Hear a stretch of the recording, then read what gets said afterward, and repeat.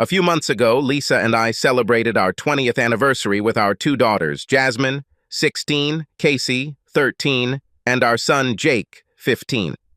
My name is Joel Luciano, a 42-year-old happy father and husband. At least I was a happy husband until I wasn't anymore. When we got married, Lisa had just turned 20, and I was her first and only love. I was 2 years older and had several other girlfriends before we got married. She was a pretty girl, 5 feet 7 inches tall, blonde hair, blue eyes, all wrapped up in a nice 105-pound package. We had an amazing marriage and loved fighting to give our children a good home and a happy environment. For the past 20 years, we have spent all our time together and done everything as a family. Happy times, birthdays, first days of school, plays, graduations. Even bad times brought us closer. There were Jake's broken bones in soccer, sprained ankles, stitches from accidents with girls at soccer, and even Lisa's fear of cancer. I remember spending all those months taking her to the hospital, staying with her through chemotherapy and blood transfusions, taking care of the children, and trying to keep everything together. Her recovery 7 years ago brought the family even closer together, and we celebrated the blessing that Lisa beat cancer, and we remain a strong family. As you can imagine, raising 3 kids, paying all the bills, and trying to save for college wasn't easy. The first thing to do is start going to the gym and worry about your diet or appearance. In your 20s, you can easily put on a pound or a kilo every year, but neither of us cared as we were both more focused on saving for our children's future. I worked as a production manager for an engineering company, and Lisa was a purchasing director for a mid-sized manufacturing company. We both worked a lot, but we were always there for the kids. Even though our lives had become unnecessary and routine, our love and intimacy was never lacking, and we always made time for sex and made sure we were both happy in bed. We weren't sexual deviants, but we were more corny than some of the stories we read together, but we both seemed happy and satisfied with our lovemaking and relationship.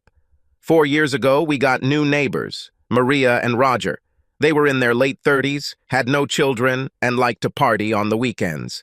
Maria was a gymnastics instructor and had an amazing body. Roger was 30 years old and also in good shape, as one would expect from a young man married to such a beautiful woman as Maria. When Lisa turned 38, she was about 30 pounds overweight, which didn't bother me at all since I also had about 40 extra pounds from years of hard work when we didn't have time to exercise or take care of ourselves. Maria convinced Lisa that she was a beautiful woman and could easily lose weight if she started going to the gym with her. 2 years later, just before Lisa would have turned 40, Lisa had lost 120 pounds, maintaining her 20-year-old body. She looked amazing, and I always complimented her on how beautiful she was. Lisa became a different person, more confident and sexy. Our sex life has improved thanks to her new energy level. Lisa rediscovered her youth, and I tried to keep up and make her happy. Of course, with a new body came new clothes and a renewed sense of fashion. With the help of her new friend Maria, Lisa now wore more revealing, sexy clothes. Lisa enjoyed her new body and loved to show it off in tighter, more revealing, fashionable outfits. At first, I was a little concerned when she went off to work looking like a sexy young woman, while I spent my day wearing an elderly dad's body and old suits. When we walked together, I now looked more like her father than her partner or husband. She always tried to make me feel important, and those looks didn't matter because I was the same man she had loved for the last 20 years, and would love me the same for the next 20. The difference was that now I can enjoy a sexy wife, not the overweight woman I lived with before. I told her that I loved this woman anyway, and her looks didn't matter. For her 40th birthday, I threw a big party and invited all our friends and work colleagues. I rented a small room at a local hotel with a band and fully catered the party with an open bar. Lisa wore her sexiest little dress, new heels, and looked like a supermodel after a day at the salon. I watched the men stare at her, and I could tell she loved the attention. Her new level of confidence was obvious, and she became more open and free-spirited, rather than the 40-year-old mother I was used to. It was a great party, and she made sure to thank Maria for helping her regain her youth, and how all that work helped her become who she was, and how it helped her marriage. I had to admit that I loved looking at her new body and her new sexy position. What I didn't like was watching her slow dance and flirt with several young men from her office. In all her years of marriage, she had never danced with other men or flirted openly, but now she seemed to enjoy the attention. It bothered me, but I let her enjoy the party and planned to discuss my feelings later. When I mentioned it that night after the party, she apologized and explained that she never wanted me to feel jealous or awkward, and that she would never do that again. She explained that she just got caught up in all the excitement and drinking. That night, she made up for it in bed, she was a tigress, and thanked me for the party in her own special way. Life went on and everything returned to normal, except that Lisa was home late several times a week due to gym work. I made sure I was home with the kids and cooking dinner on the nights she got home late from her workouts. On Thursdays, Jake had an after-school club and needed a ride home. Lisa agreed to pick up Jake from school on Thursdays because his school was several kilometers away and crossed several busy roads. Jake complained about being picked up and wanted to walk home because he said at 15 he didn't want to be picked up by his parents. I explained that some of the roads he had to cross were too dangerous, and if he wanted to be in the school club, he had to come home with us, no exceptions. Of course, he agreed, and I picked him up every day except Thursday, because of my staff meetings on Thursdays, and Thursday meetings had become Mom's routine. One day, Lisa was busy at work and forgot to pick him up, and after 40 minutes, Jake decided to walk home. It was one of the few times that anyone in my family saw me upset. Lisa was apologetic and unhappy with herself when she saw that I had lost my temper and let them both know how I felt. Lisa vowed that it would never happen again, and after I cooled down, she accepted it as a mistake. No harm, no foul, and everything was back to normal in the Luciano house. Once again, she made up with me in bed that night, and life went on. From a financial point of view, things were going well. The job was good, and the family seemed happy, except for me. Over the previous weeks, I noticed that our sex life had decreased from 4 or 5 nights a week to 1 or 2, and it was no longer at the level we used to enjoy. Lisa began to indulge her desires more. She was worried about her appearance, had facials done, and had her hair and nails done weekly. It seems that once she hit 40, she desperately wanted to turn back time.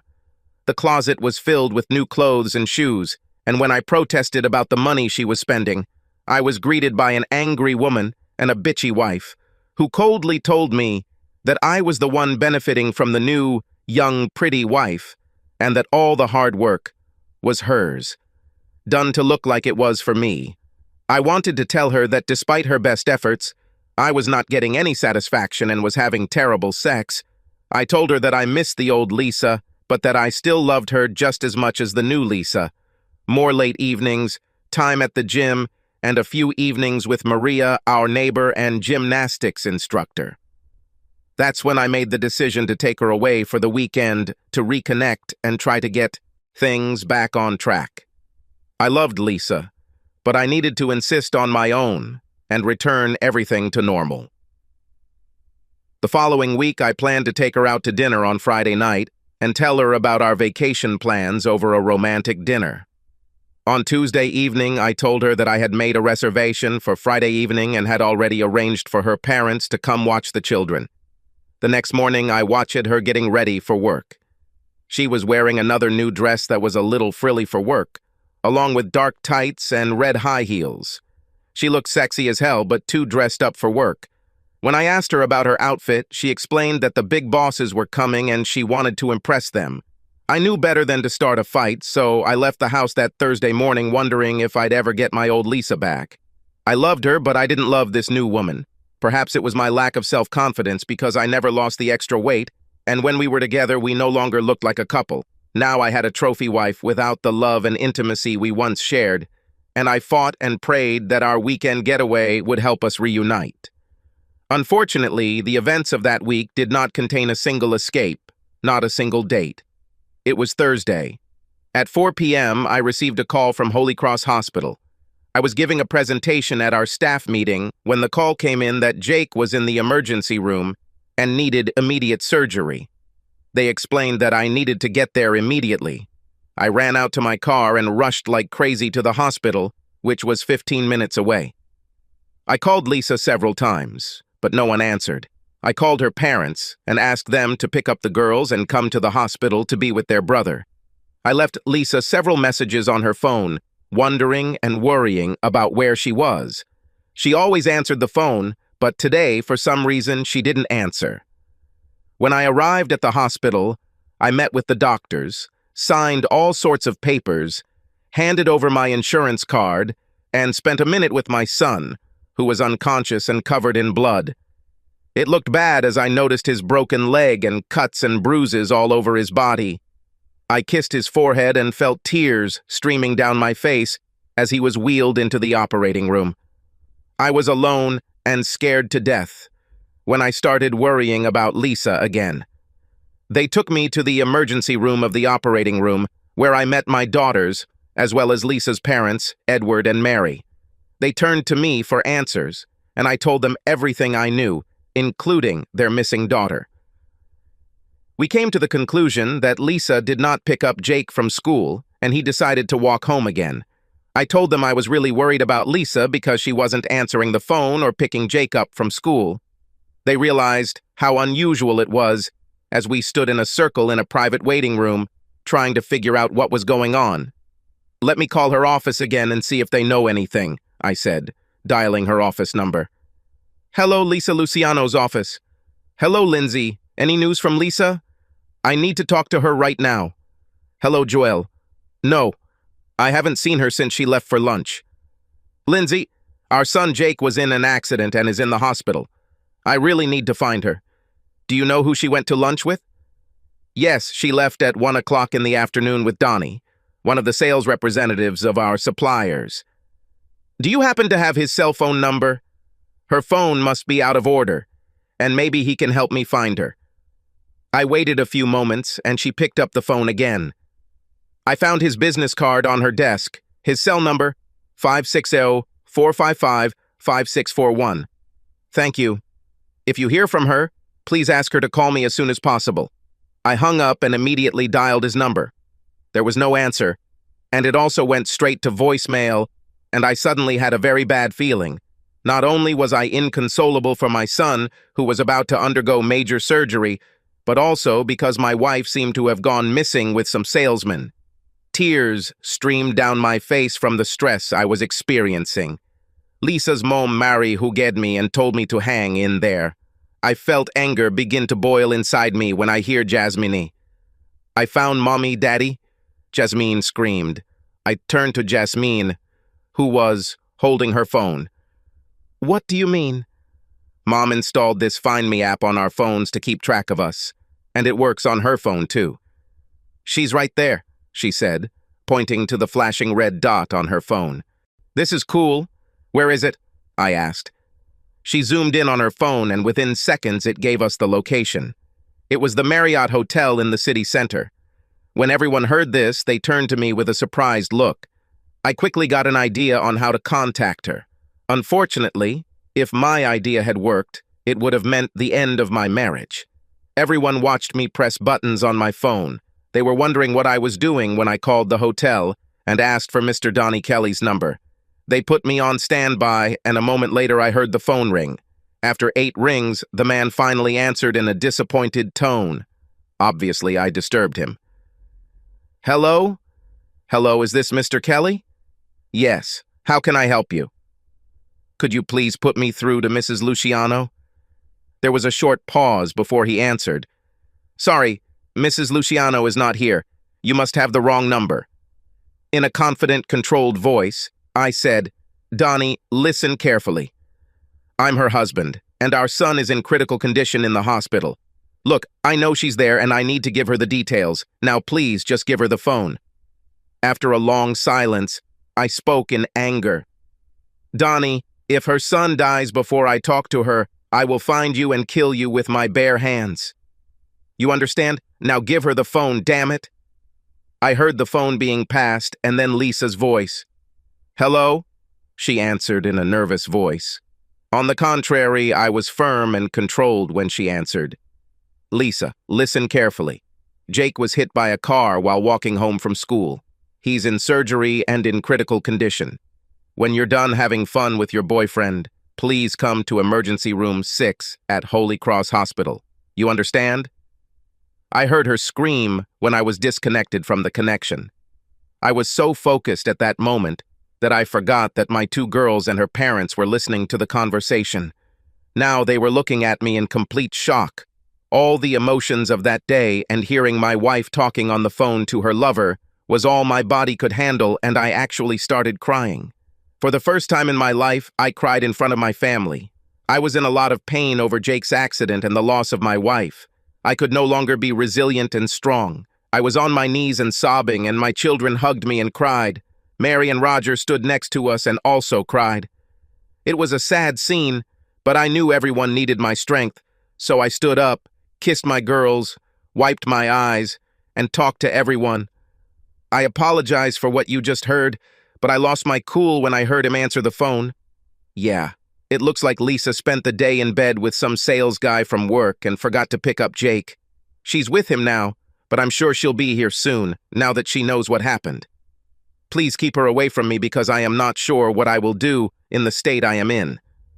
I saw the anger in her mother's eyes. Mary was a tough woman and didn't raise her daughter that way. She didn't approve of her daughter's recent behavior changes and told her so, but she would never have believed that her little girl would do such a thing. Jasmine was still crying and asked, "Dad, is Mom cheating on you?" "It seems so, but you can ask her when she gets here. For now, let's focus on praying for your brother. He needs all our prayers right now. We'll deal with Mom later." "Oh my God, I need to go now. I forgot to pick up my son from school and he got hit by a car. It's all my fault. My sweet boy's in surgery, and my husband knows about us. I'm really screwed and have no idea what to do. Lisa, what about us?" "There are no us, idiots. It was a big fucking mistake. Listen, don't call me anymore. I have to go," she told Donnie, putting on a dress and heels. She grabbed her purse and ran to the elevator, turning her phone back on. As the elevator descended to the first floor, the phone was turned on again and began beeping with dozens of messages. She got into the car and rushed to the hospital, thinking about nothing but her son. Guilt began to throb through her body as she drove, and tears continued to fall from her eyes, no matter how many times she wiped them. This should never have happened, and she realized how stupid she had been. She eventually realized that she had been foolish and was putting herself before her family. She drove to the hospital building, left the car parked at the main entrance, and ran inside, screaming that she needed to get to her son. The security guard had seen all this before and understood the situation, took the car keys from her and led her to the waiting room. 20 minutes after leaving the hotel, she walked into the surgical emergency room, only to come face to face with her mother. Mary walked up to her daughter and immediately slapped her across the face with such force that it would have knocked a grown man off his feet. Lisa's head was practically torn off, and her face turned red from her mother's blow. "You're trash. We raised you better than this. It's all your fault. I hope you're happy," she said through tears. "Mom, everything is wrong." Her father grabbed Mary and looked at Lisa with a sad face. "Lisa, stop it. We all know what you did today. It's a shame you didn't care about your son more than you did about your lover. Now your son is fighting for his life because you were in the arms of another man." It was then that our daughter Jasmine screamed, sobbing, "I hate you. You cheated on your dad, and now Jake might die. I hate you. I hope you die. Yeah, it was a fucking car accident." Lisa looked in my direction, but seeing the expression on my face, she turned away and sat down alone on one of the chairs, away from the others. We sat there for the next 30 minutes, not knowing what was happening to Jake, until the doctor came to talk to the family. He talked about all the broken bones they had set and a punctured lung that had already been taken care of. But the problem was some internal bleeding. He explained that Jake had lost a lot of blood and was in serious danger. He said he would need blood and wanted to take some samples to see if we could donate. Of course, we all agreed. While we were waiting for our blood to be drawn, I looked at Lisa and had to ask, "Will we learn anything from the blood test, Lisa? Jake is my son?" She cried harder than ever, hiding her head between her knees. She rocked back and forth and cried like she had never cried before. It turned out that my blood was the same as Jake's, and we ended up donating several units of blood. A few minutes after we donated blood, I asked everyone to leave Lisa and me alone for a few minutes. After they left us alone, I looked closely at Lisa, who was trying to avoid eye contact. I noticed how disorganized her clothes were and realized that she must have run out of the hotel room to get here. "Lisa, you look terrible. You're not wearing nylon stockings, your makeup is a mess, and you haven't even combed your hair. You smell like sex. You couldn't be more disrespectful if you tried." This comment made her snap her head up and speak for the first time since she arrived. "He's not my boyfriend. Please don't say that. There is no one else. I love only you. Lisa, if he's not your boyfriend, then you're just sleeping with random guys. Please show me some respect. I am not an idiot. For the last 2 months, you have been denying me sex. Hell, even last night you pretended to have a headache and turned me down again. Why, Lisa? Did you want to be fresh and ready to meet your boyfriend today? Look, now is not the time or place to discuss this. Just go home, clean yourself up, and come back looking presentable. Our children and your parents don't need to see you in this state. I don't want to discuss your betrayal or our divorce until Jake gets better." "Divorce? No, Joelle. You can't divorce me. I love you. Please don't say that. Lisa, we will discuss our future, but not now. I can't waste my energy on you right now. I need to worry about my son. I need to focus on Jake, not what you did to our family. Just go home and clean yourself up. If you can't drive, I'll ask your father to drive you or call a taxi. But you need to leave now. Jake won't be out of surgery for a while, and you need to be here when he wakes up. The last thing he needs is to see you like this." She stood up, tears still flowing. "I am so sorry. I'll leave." 2 hours later, Lisa returned, no makeup, her hair in a ponytail, jeans, and a sweater. She stopped crying, but she looked terrible because of the tears and humiliation. Now she sat with her mom and dad, and our girls stayed next to me. I told my girls that we needed to stop resenting their mother and that we needed to focus on Jake. I explained that we would have time to talk about this later, but right now we needed to be a family. So for the next 2 days, we took turns keeping watch over Jake, who remained in a medically induced coma. Finally, on the 3rd day, positive news came from the doctors, and Jake was fine. He will have to stay in the hospital for a while, but in about a week, he will be able to return home. We all cried and hugged each other when we heard the good news. Lisa tried to warm up to me, but I didn't want to participate and gently pushed her away, hugging my girls. Lisa's world collapsed, and she had no idea how to return to her family and save her marriage. Since the family took turns staying at the hospital, there were no overnight accommodations for Lisa and me. But on the 3rd day, I decided to tell Lisa how I wanted to live further when I returned home. "Lisa, now that Jake is better, I'll sleep at home again.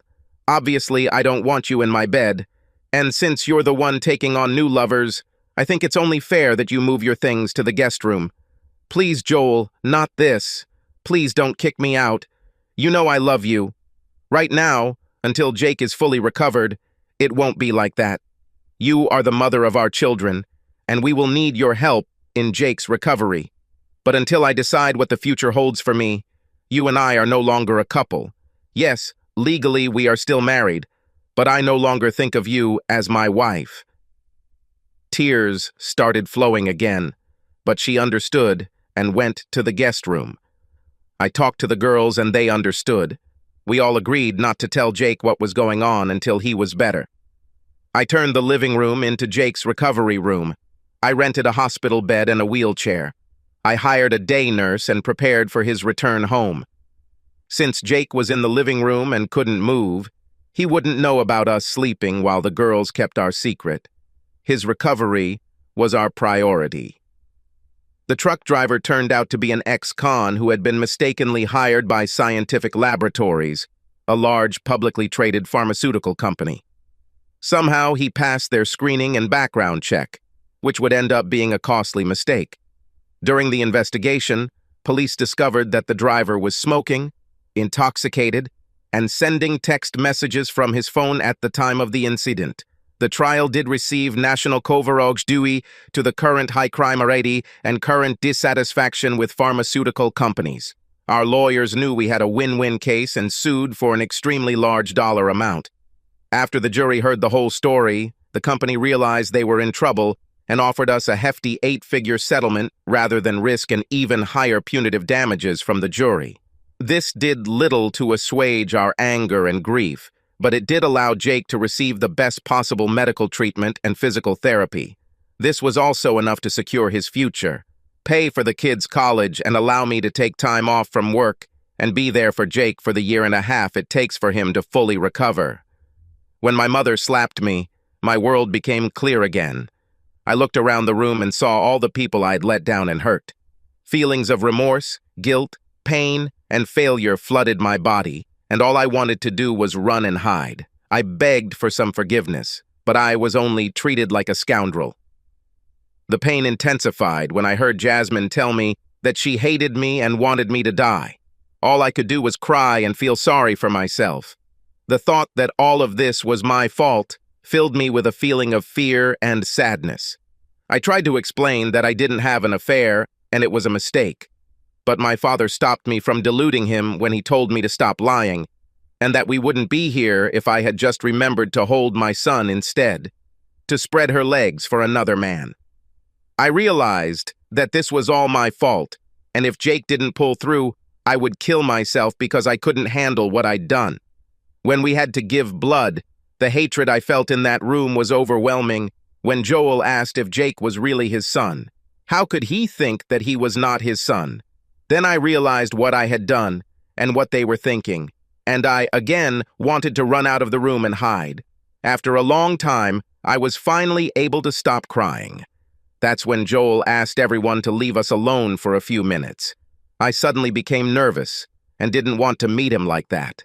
When he noticed how I looked and how my stockings were missing, I realized that I had left the hotel without thinking about how I was dressed because all I cared about was seeing Jake. Then I cringed and cried when he said I smelled like sex. That's when I realized how badly I'd screwed up. He was right. I needed to get home, get cleaned up, and be there for Jake when he woke up. Then I got angry when he called Donnie my boyfriend, and I had to correct him. But when Joel explained that Donnie was either my boyfriend or I was just a slut, my arguments became irrelevant. Divorce? Why would he say this? Oh God, no. Not this. This should never have happened. I can't lose Joel. I love him. Donnie was just a distraction. I know it was wrong, but there is no love. He should have realized that it was a mistake and I would never do that again. He loves me.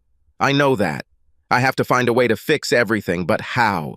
My wife and girls were all involved in the recovery process. After Jake was discharged from the hospital, we brought him home and introduced him to his new room, which included a hospital bed, a remote for the new TV, and video games.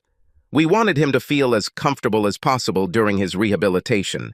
We had several day nurses help us during this time, which turned out to be a real blessing. Mary and Roger came every day to help, and together with our daughters, we all got used to our new life.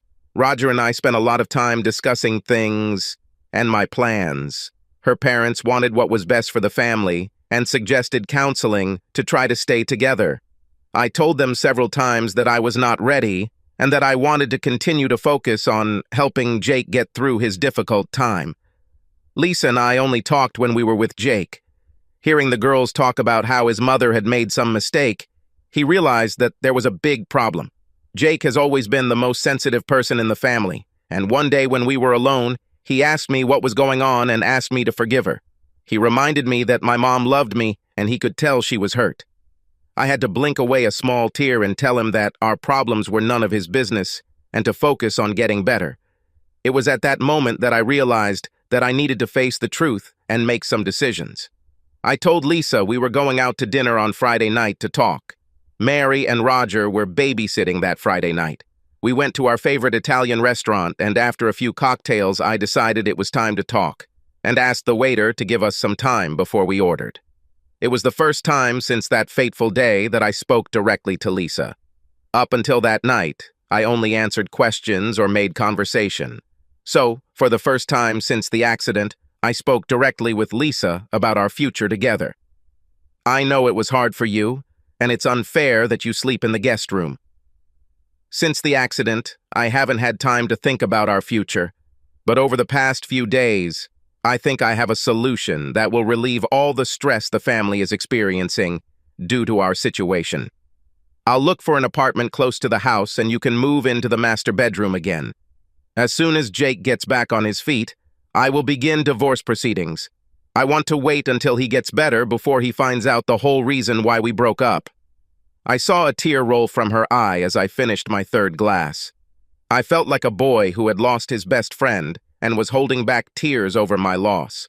All my years of love for this woman had been destroyed by one selfish act, and now we were both paying for her actions. Joel, is there any way you can forgive me and let me back into your life? Lisa, I love you and probably always will. Besides Jake's accident, losing you was the hardest thing that has ever happened to me. I just don't see a way back. Your selfish act of putting your boyfriend before our family and betraying my love is something I'm not sure I can ever handle. Our son Jake almost died because you needed to be with Donnie. Think about it and put yourself in my shoes. Please don't say his name. Since that day, I have hated myself. I don't blame you for hating me either. What I did was unforgivable. To make matters worse, I betrayed the only man I've ever loved. For what? One stupid affair with a man I never even wanted in my life? I know I screwed up and I don't deserve anything from you or the girls, but is there anything I can do? Lisa, I don't think so. As far as I know, you didn't do anything to resolve the situation, and that just shows me that you really don't care. Once we get divorced, you can go back to your boyfriend or someone else. With your new body and looks, I'm sure you can get any man you like, I said sarcastically. Okay, I deserve it. But after the accident, all I did was try to be with Jake. I tried not to think about what I did to you. Let me make things right and give me another chance, please. Do what you want, Lisa. I'm not making any promises here. I'll wait a few weeks before I start looking for an apartment. But honestly, whenever I think about the months leading up to the accident, the way you treated me, the lack of sex, and your narcissism, I have to believe that you really don't care. I was by your side during your illness and worshipped the ground you walked on. You took all this love and threw it away. You gave what was once mine to another man. You let him use you, and only God knows what you did to him. I don't know how I can forget this, Lisa. Tell me, how long had you been dating Donnie before that day? I've never been with him before. It only happened once, I swear. And there never was anyone else. This was not the answer to my question. I asked it, how long have you been dating Donnie? Obviously, you two had been making plans before that day. I'm guessing you had lunch, maybe an after-hours drink, a special text message, or an email or two. If I check your phone, text messages, or email, will I find a relationship? You see, Lisa, giving yourself to another man is more than sex. The moment you started thinking about him, giving him your attention and intimacy, it turned into an affair. So I'll ask again, and please be honest. Your lies or deceit will not help our future. I understand your point of view, and I see how much I screwed everything up. I think it started about 3 months before the accident, just before my 40th birthday. I felt old, but when he found out I was turning 40, he started telling me how young I looked and giving me all sorts of compliments. I'm sorry. I know it was wrong, but I liked them, and I liked hearing that I was desirable to a younger man. I felt sexy, and he kept flirting, and I let it take over me. You're the only man I've ever been with, and now, 20 years later, I feel like a schoolgirl again. He kept trying to ask me out to dinner, and the constant flirting made me feel even sexier.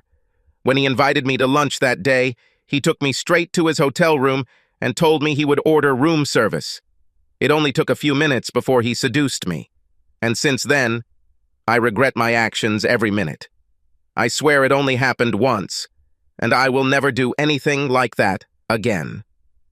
Lisa, I noticed how much you like to dance and flirt with the young guys in your office at your birthday party. I'm sure you remember our conversation about this. Well, since you started working out at the gym with Maria, you have changed. Honestly, I don't like the new Lisa and what she has become. I don't blame you for wanting to look young and enjoy your life or wanting more than I can give you. I just wish you would have told me this instead of looking outside of our marriage. I don't want to live with this woman, and I feel like I need to compete with younger guys or that you are doing something behind my back. I lost confidence in myself, in our marriage, in the trust I had in you, and in our life together. This is not the best recipe for a healthy marriage. I'm not sure what you can do to fix this, or if it can ever be fixed. We ate in silence, digesting our conversation.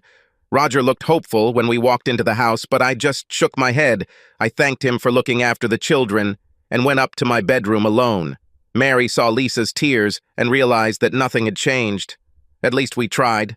A month later, Lisa surprised me by telling me she had made dinner reservations again. This time she was in charge and started the conversation. Joel, you were right about everything. For the last 2 years, I really lived without you and thought only about myself, trying to get my body in shape. What I did was unforgivable, and I cannot take it back or change the past. But let me tell you how I'm going to fix everything. Trying to remain calm, she continued, I went to a therapist to help me deal with the guilt I felt about my actions. Every night I cry for hours thinking about how I almost lost my little boy and destroyed the man I love. My therapist was a savior and helped me understand all the pain my selfish actions caused and how I hurt you in the worst way possible. She gave me several reasons for my wrong choice. She said it was a cry for attention or perhaps a midlife crisis, but I disagreed with her and took full responsibility for my actions. I spoiled it all, made the wrong choice, and convinced myself that I deserved to enjoy my newfound youth after working so hard to look good. At first, I only did it to get in shape, but after I lost weight, I started getting a lot of attention from men, and it made me feel young, sexy, and desirable, which didn't help when I turned 40 years old. I could tell she was trying her best to keep it together, and I just sat quietly as she continued, What's really crazy is that I loved our life, our children, and our marriage. I never thought about hurting you or cheating on you, but that's exactly what happened. It all started with innocent flirting. Then you saw some of this at my birthday, but of course I didn't listen. Then there were lunches and more flirting, until I allowed myself to go and ruin my life for meaningless afternoon sex. I hate myself for what I did, and now I realize that this is not who I am, and I want you to know how sorry I am for the pain I caused you and the harm I caused our son. You can't even imagine what a feeling of guilt and pain I live with every day. It was never about my love for you or our marriage. My actions were completely selfish. I only thought about myself and what I thought I deserved. What I tell you is not an excuse, and I don't expect you to forgive me because I broke my vows, my promise to you, and betrayed your trust and love. I will understand if you want to get a divorce after what I did, and I will be sad, but you need to be happy and be with someone you can trust. In the meantime, I plan to try to win you back. Joel, the last time we had dinner together, you said I didn't do anything to save our marriage, and I told you that I was so worried about our son that I didn't know how to save us. After you pointed this out, I spent the last month trying to show you what I did to get you back. She controlled her emotions and said in a serious tone, First of all, today I submitted my resignation and will be a stay-at-home mom. I'll be caring for Jake full-time and we can get rid of the daycare workers. I told Mr. Connor, my boss, about the affair with the supplier. You all know about his position in the community and the church. So while I was there, he called the supplier and said that they would terminate their relationship if they did not fire Donnie immediately. Obviously, Scientific Laboratories is their largest customer, and a significant portion of their revenue is dependent on our business. I found out about this before we went somewhere in the evening, that this was not the first complaint they had received, and that Donnie was, in fact, fired. After that, I went to see his wife, Patricia Kelly, and apologized for what we had done. I broke down and cried when I told her the whole story and how I tried to improve my relationship with you, the only man I have ever loved. She was much nicer than I would have been, but I think she understood how terrible I felt. Patricia tried to console me. She said it wasn't all my fault, as Donnie was a real ladies' man, and had a talent for seducing women. But she was strict and told me to never disrespect the man I love again. She wished me luck in getting back together. She said that this was not the first time this happened, but that it was the last time. I think she was going to see a lawyer. After I left, I called Maria and told her I was canceling my gym membership. I also plan to continue therapy. I understand that I am a grown woman, and I have a family that needs me. I intend to be the best mom and wife possible if I get the chance again. I also gave away all my new clothes and kept only a few items that were more suitable for women my age. This conversation gave me some hope as she continued. Over the past few weeks, I have read dozens of articles about love affairs. I have even read several stories in which the wife undergoes a polygraph test to answer all the questions that an offended husband might have. From what I've read, there are about 20 common questions that need to be answered, so last week I made an appointment and went to an office downtown that specializes in performing lie detector tests. I asked them to ask me all the questions that I had prepared. They said the questions were unorthodox and not what they usually asked, but agreed to my request. They said they would add them to their regular questions at random. I gave them a list of questions that I knew you would be interested in and answered them honestly. In a desperate voice, she said, "This envelope contains the answers to your questions. I want you to know that I did not open the envelope or look at the results. I know the truth, and I am confident that these results will allow you to understand that I am telling the absolute truth. I will even voluntarily agree to take a test every few months to prove how much I love you and that you can trust me again." I also met with a lawyer and asked her to prepare a post-nuptial agreement to prove how serious I am and to try to regain your trust. The post-nuptial agreement states that if I ever screw up again, I will give up custody of the children and leave our home without support or child support. I've read that this is common for traitors like me. Yes, I know who I am now and what I have done. I accept this title, no matter how dirty it makes me feel. I also know that I need to atone for what I did, and I promise to always put you first, she said as tears flowed from her eyes onto the table. In the envelope, you will find a post-nuptial agreement along with the results of a polygraph test. I sat there, stunned by her actions and her revelations about what she had done. My wife understood the impact this had on our family and our marriage. "Well, Lisa, I have to admit that I'm surprised by your actions. This does give me food for thought, but I have one serious question. Why are you trying so hard to save this marriage? I mean, you obviously lost respect for me as your husband, and were looking for something better. Now, with your looks and great body, you can have any man you want. You need to be honest and ask yourself why you want to stay with me, a middle-aged, overweight man. You've already made it clear that you want more than I could give you. Knowing how you felt about me, I can't understand why you want me now. I think you just feel guilty about getting caught and want forgiveness to ease that guilt. No, that's not the point. I want us to come back because I love you. You were there when I was sick. He took care of me, nursed me back to health, and never complained all these years. You were always there for me, and I always felt your unconditional love. I took it all for granted, and now I understand how precious that love was. I don't need anyone else, and I can't even imagine being with anyone else. It was always you, and I threw it away. And honestly, you've always been everything I needed sexually. You always made me happy. I just took everything for granted and stopped thinking about anyone else but myself, and it will never happen again. Now she was sobbing uncontrollably in the restaurant, making hiccuping sounds from crying so hard.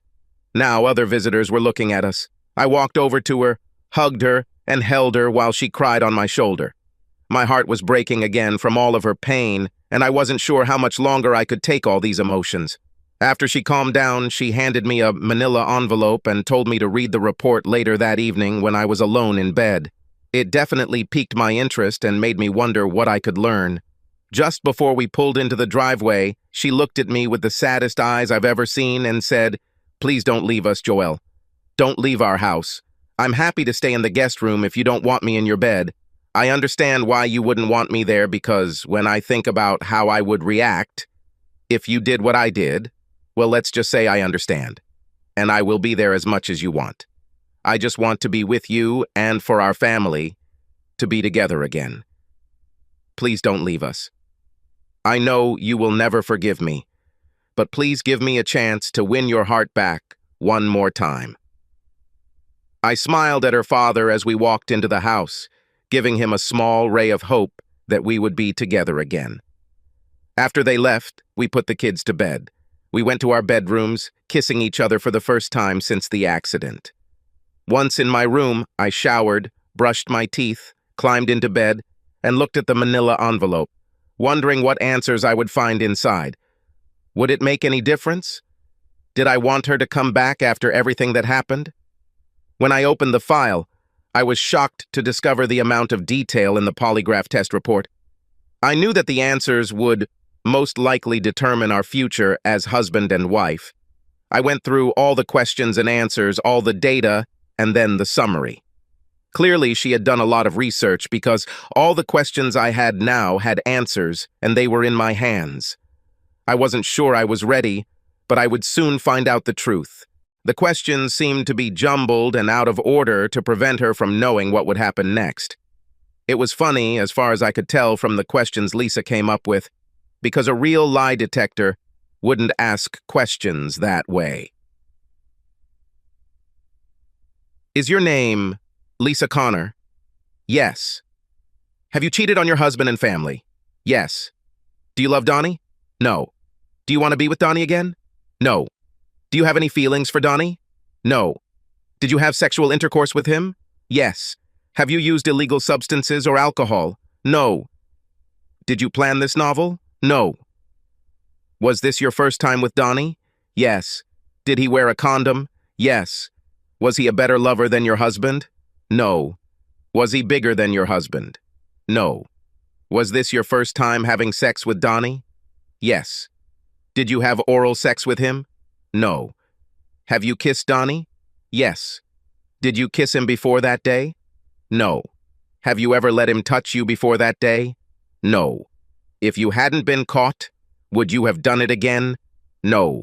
Since you got married, have you had sex with anyone else? No. Do you love your husband?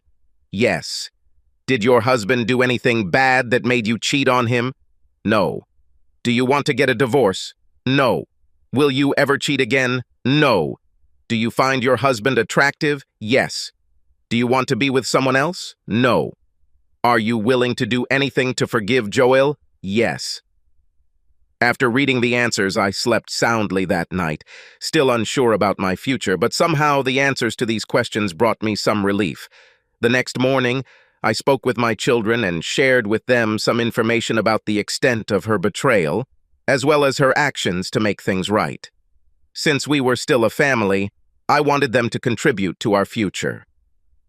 Children, as you already know, I was planning to move out and find an apartment, but last night your mother asked me to stay.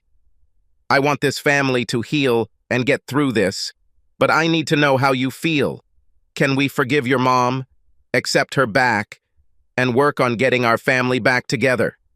We all make mistakes, and Mom made a big one, but I believe she deserves another chance. I need to hear how you feel before I make any decisions for the family. I looked at my son and said, "Jake, you suffered physically because of your mom's mistake. How do you feel about what I said?" "Dad, I don't blame Mom. I shouldn't have walked home. It was my fault that I disobeyed your orders to never walk home. If I had not walked home that day, we would all have been happy." "It's my fault," he cried. My heart broke as I watched my son take the blame for all the mistakes he made that day. I was proud of him for taking the blame and standing up for his mom, and I patted him on the top of the head. "Son, let's not discuss guilt. This is in the past, and we need to focus on the present and our future. What we do now is all that matters." The girls started talking. "Dad, we don't want you to divorce your mom. Yes, we are still angry, but if there is any way to forgive her, we need to stay together as a family. Please, Dad, don't get a divorce. Let's give her one more chance." To be completely honest, I'm not sure if that's an option right now, but maybe there's a way we can stay together as a family. You understand that if I stay in the house, then everything will be different between me and your mother. She will sleep in the guest room. The love we once shared has been destroyed, and we may not be the same for a while, and I honestly don't know if we will ever be the same again. Dad, we understand, but it will be much better if you both stay here with us and don't move. Maybe in time we can all return everything to the way it was. Now I was proud of my girls and realized that we really raised good children. At that moment, I knew that we would try to save our family and forgive. We all went up to Lisa's room and told her we wanted to have a family meeting and asked her to join us. Lisa looked terrible. She had bags under her bloodshot eyes. She was obviously suffering from stress and crying. Because of her family's coldness, her life became a living hell. Oddly enough, the only person who spoke to her and undoubtedly forgave her was Jake, her son, who suffered the most. He was the first to forgive his mother. It was our first family meeting since the incident, and Lisa was nervous as she sat alone on the couch. I walked over and sat next to her and took her hand, knowing this would be a difficult conversation. I will speak for all of us, Lisa. What you did damaged this family and left me with the most difficult decision of my life. You may not like what I decided, but I have no other way to maintain my self-respect as a man. I watched as she sat quietly, her hands clasped tightly in her lap. The children have expressed their wishes and want our family to stay together. Until last night, I didn't think there was a way to stop me from leaving you and moving to a new apartment. But after I read the lie detector test report and what you did to try to save our marriage, I was touched. You have surprised me with your efforts over the past month. Lisa, to be honest, your repentance and actions made me reconsider my decisions. Your deception was devastating, but the real damage was done by the way you treated me and my family over the last 6 months. Then, when I found out that you had mentally left us and were dating another man, I realized that I was going to divorce you and end our marriage. On top of the pain it caused, I was furious because your deception was partially responsible for Jake's injuries, and it was unforgivable. I saw a tear fall from her eyes and continued, "After thinking about the situation, I believe in my heart that if this situation had been reversed and I had taken a mistress who caused Jake's accident, there would have been no discussion, and you would have kicked me out already.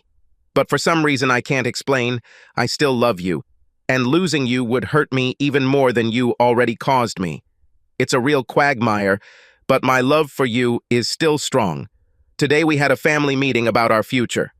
Because this was a big decision, I needed the kids' input, and as a family, the final decision was for us to try to stay together and work on healing." She was clearly relieved, and a smile appeared on her face. "Don't look so happy yet. You see, despite the children's wishes, I cannot remain married to you knowing that you deceived me." She broke her promise to be faithful and abandoned everyone else. "You broke our marriage contract, and if I stay married to you, I'll accept that everything was okay. This may sound vindictive, but I'm still considering getting a divorce." Her smile instantly changed to an expression of horror, and tears flowed down her cheeks.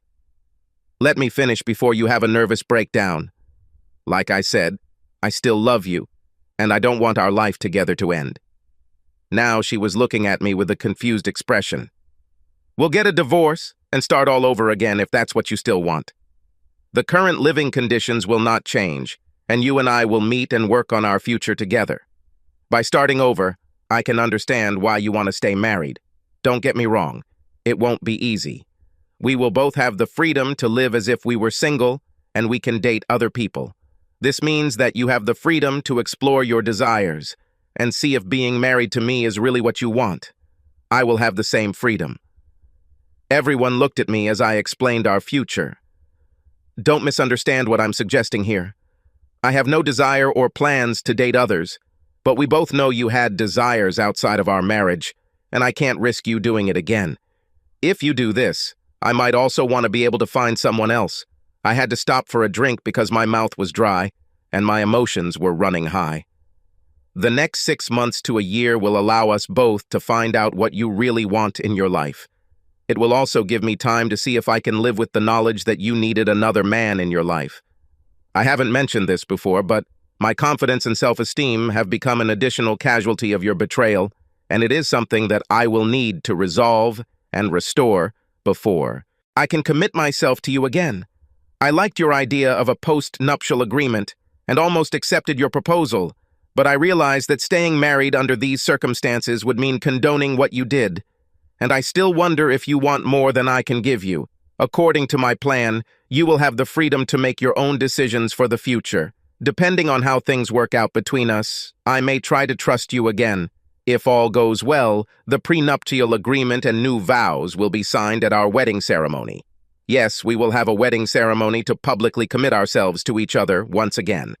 Without stopping, I continued, during this time, consultation will be mandatory. I will also be seeing a counselor to help me deal with my anger and trust issues, and we will also be attending couples counseling, as you have hurt us all in different ways, and we all need to work with a professional. The simple solution would be to just get a divorce and move on, but we love you and I want to make an effort to stay together.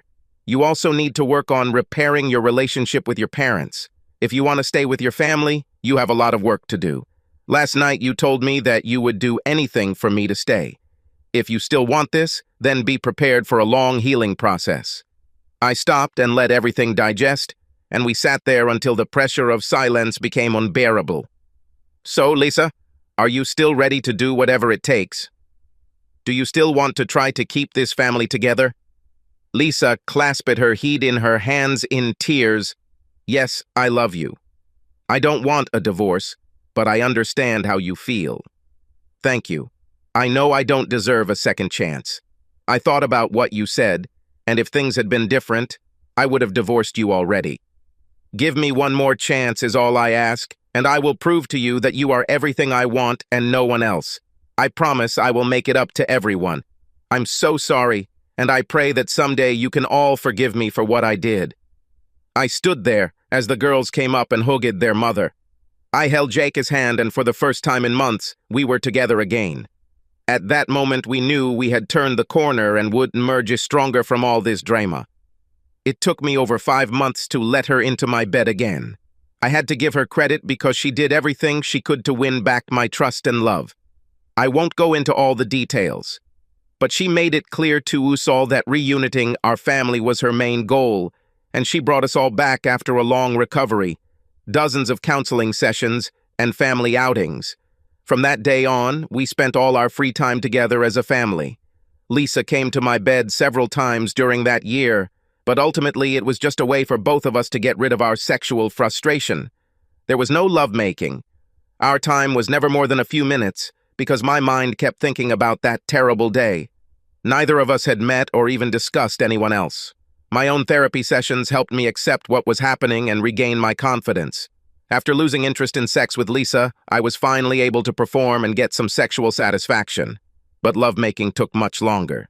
After 10 months, we did complete our sessions, but it was several years before we experienced the level of intimacy we once shared. Her betrayal left a lasting wound that I have never been able to fully heal. Lisa's commitment was strong, and she proved to me that she was completely devoted to me and was not interested in anyone else. Her love and encouragement helped me get my confidence and self-respect back to an acceptable level, and I was finally happy again. A year after this meeting, we had a small wedding ceremony with a few friends, her parents, and children. We exchanged vows and signed prenuptial agreements. During our small reception, she gave a short speech to everyone, apologizing for her actions that had hurt the entire family and thanking everyone for their support. She promised to be a loving mother and a faithful wife. Many tears of happiness were shed that day, and I even felt a few tears fall from my eyes. During our reconciliation, Lisa became less sociable and suffered in her own hell. She realized how much I had suffered because of her affair. We remained married and happy for the next 30 years. We watched our children get married and have children. All in all, it was a happy life, and the events of that tragic day are now in the past and will never be mentioned again. Donnie paid for the damage he caused to my family and marriage. His wife kicked him out and served him with divorce papers soon after Lisa confessed her sins to her. As a result, he began to live in a one-room apartment. After paying child support, Donnie lived a miserable life. Torn between alimony and support payments, and because he was only allowed to see his children on weekends, he was left penniless and depressed. He suffered even more when he found out that his ex-wife was dating someone and how much the children loved their mother's rich boyfriend. Weekends on his yacht, trips to Disneyland and Universal made him jealous and sad as he realized that their future stepfather was a better man. Donnie continued to experience bad luck from job to job as he continued to screw things up. The dates with the girls also didn't last long when they found out about his history of cheating.